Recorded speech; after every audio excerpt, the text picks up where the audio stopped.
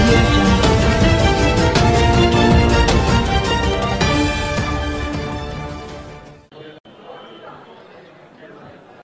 ఏంటమ్మా మా అమ్మాయికి పెళ్లి చేసినాము. మేము బీద పరిస్థితుల్లో ఉన్నాము. కానీ మేము పెళ్లి చేసింటే సర్లేక విడాకులు తీసుకున్నాము. మళ్ళీ ఏజెంట్ వచ్చి మాకు మీరు అక్కడ బతుక్కుంటారు, నెలకు 20,000 ఇస్తారు, ప్రస్తుతం 50,000 ఇవ్వండి మాకు చాలు బతుక్కుంటుంది అన్నారు. పోయి 2 ఏళ్ళు అయితే అంటే ఇక్కడి వరకు ఏం ఆస్తికులు తెలియవు. ఇప్పుడు ఏమని చెప్తే నా పని పేరు అరుణ్. ఒక అమ్మాయి వచ్చి ఏమో ఆడమనిషి ఇద్దరు కలిసి నా బిడ్డ నంపించినారు సార్ అక్కడ. ఇప్పుడు ఏమి పరిస్థితి తెలియదు. అక్కడ నా బిడ్డ పరిస్థితి చాలా చండాలంగా ఉన్నది. దయచేసి నాకు పిల్లంపికమ్మా ఇండియాకి అని చెప్తా అంటే మళ్ళీ ఏడుస్తా అంటే కనకల్ పోలీస్ స్టేషన్ ఏడుస్తా అంటే భాను మేడం తగ్గిపోండి మీ సమస్కారం పరిష్కారం అవుతుంది అని అక్కడ వాళ్ళు చెప్తే భాను మేడం తగ్గిపోతే అప్పుడు ఆయన ఇక్కడ పిలుచుకొని వచ్చింది. నాకు ఎక్కడ తిరిగి నా బిడ్డ నాకు కావాలి. ఇంకా ఎంతమంది బాధపడుతున్నారు ఈ మందులు తీయాలా సార్ మాకు. మా అమ్మాయి చాలా కఠినంగా ఉంది. నాకు ఒకే బిడ్డ. నేను కూడా చాలా కోల్పోయినాను సార్. బాగలేదు, నా ఆరోగ్యం కూడా సరిలేదు. నేను కూడా చచ్చిపోయేదాని మాదిరిగా అయిపోయినాను. వాళ్ళు బాగలేదు నాకు. నా బిడ్డ నాకు కావాలి సార్, నా బిడ్డ నాకు కావాలి. ఇంకా ఎవరెవరు ఉన్నారు వాళ్ళందరికీ కనుక స్టేషన్ తాకపోతే ఏమేమో చెప్తారు. మళ్ళీ పోండి అని దబ్బేస్తారు సార్. మాకు బయటికి దబ్బేస్తారు.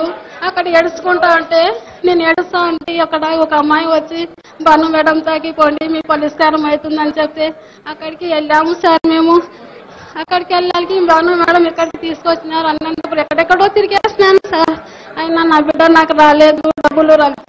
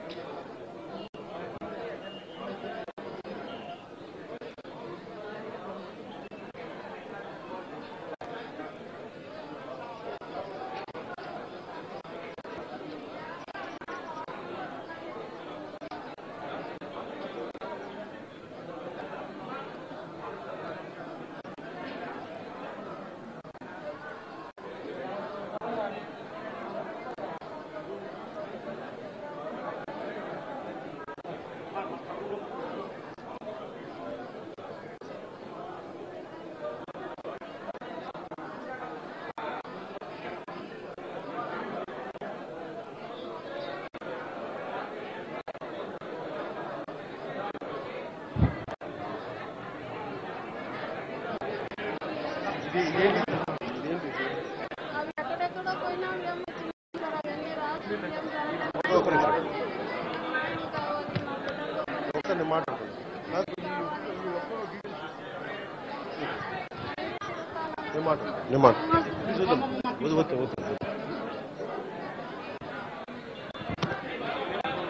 ఏంటండి వీడియో నచ్చిందా? అయితే ఓ లైక్ వేసుకోండి, లేదంటే ఓ కామెంట్ చేయండి. ఎప్పటికప్పుడు మా వీడియోస్ చూడాలంటే సబ్స్క్రైబ్ చేసుకోండి.